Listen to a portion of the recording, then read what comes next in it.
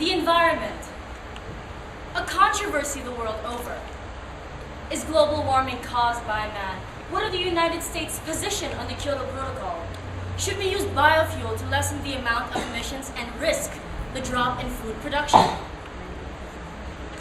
Whichever side one believes in does not change the fact of our presence. We have gone through numerous developments. Some would call blasphemous, others good.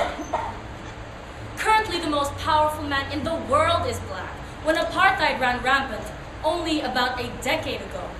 Technology is progressing in leaps and bounds, allowing us to better communicate with each other and create stronger ties with those who live half the world away. 60 or so years ago, the idea of a mobile phone was simply preposterous. Now look, it's as much a part of our lives as breathing and eating. And I can store 20,000 songs in a thing this big. Sure, we haven't gotten to the stage of flying cars or jetpacks, but I think I can speak for most, if not all of us, in that our progress is remarkable, staggering. But the ugliness is still present. Unwanted, but present, all the same. And why not? Some might even say we deserve it after all we've done to each other, never mind the planet itself. As much as we've advanced, as a race, as a people, we continue to be dismissive of our responsibility as inhabitants of the world we've been given. It's been estimated that 40% of the world's deaths is attributed to environmental causes. Our population is growing at an exponential rate. 50 years ago, there were a couple billion of us, already a formidable figure. Now there are 6.7 billion, with an estimated 3 billion more to come in 50 years' time. With the growth comes an increase in the burning of fossil fuels, resulting in the rise in the emissions of industrial chemicals. So that's 50% more people in a world more toxic, more arid, and infinitely less hospitable than the already jumbled mess we have at present. One can taste the wrath of the inhabitants of such a world, directed at the louts they are responsible. The road we are on is a clear one.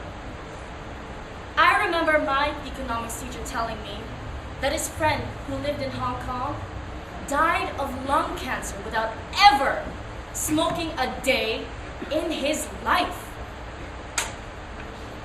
In the Philippines, air and water pollution and insufficient sanitation and hygiene practices are the most significant environment-related health risks.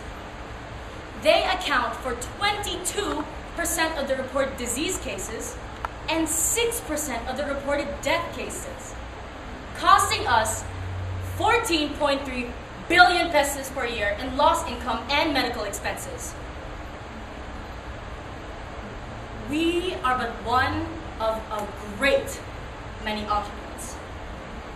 As much as we'd like to think that we've transcended our innate selfishness and replaced it with an even greater generosity, we haven't. Not a majority of it anyway. We like to think of ourselves as strong and reliable, capable of solving all the problems the Earth and humanity have had festering within them since the beginning of time. Anyone can appreciate what's currently being done with all these projects, programs, and organizations. It's hard to think of an issue that isn't being dealt with at the moment. And there's so much that needs to be done, especially with the environment. The overwhelming proof is undeniable. Every minute of every hour of every day, endless amounts of waste and garbage are being carelessly thrown in the streets. Several thousand tons worth, with the amount growing a steady number each year. We even have areas where garbage is more abundant than greenery. Can you imagine? An area so large, functioning as both a cesspool of infection and and as a resident. Not everything that is faced can be changed, but nothing can be changed until it is faced. There are no exceptions to this.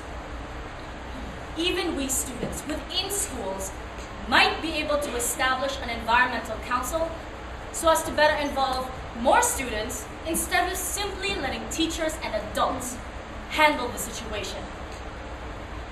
They could do little things such as setting up short 1-minute videos during lunchtime in the canteen, reminding students of the environmental repercussions of their actions.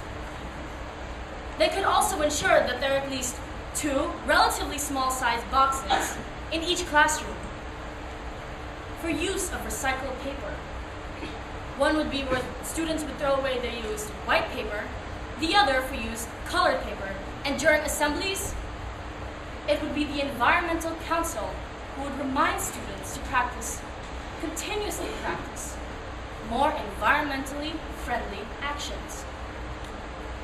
The school could also have a system for segregating trash, wherein there would be sets of 3 to 4 trash bins located in several areas of the school, encouraging people to think before they throw away, modifying both students' and teachers' behavior. After repeating the same action over and over again, it would gain consistency, allowing them to benefit the earth in their own little way without a thought to spare. The community could have a similar system for segregating trash, and they could choose to place these sets of bins in each household or in several locations within the area. Informational campaigns can also be held to further educate the community on the several ways it can help the environment, such as unplugging all seldom used appliances and turning off all unused lights. Tree planting is another option for a community or school-based program, as it benefits the environment by harboring wildlife, conserving water, improving air quality, and moderating climate. A modicum of effort for much long-term benefit.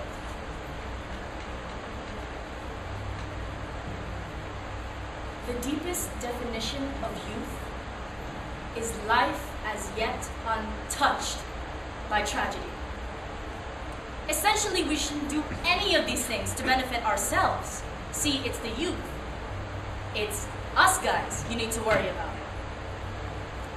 John F. Kennedy once claimed that our most basic common link is that we all inhabit this planet, we all breathe the same air, and we all cherish our children's future. Out of the current population of the Philippines of 92 million people, 40% are below the age of 18. Everything starts with us kids, and we are greatly affected by the pollution that rots this planet. About 4,500 children die each day from unsafe water and lack of basic sanitation facilities. Something has to be done before more of our future is murdered. No matter what one believes, can anyone disagree that if there is even the slightest chance that the one home we have is in danger, we ought to do all we can to protect it? Personally, I think we are most definitely worth the extra effort. Don't you?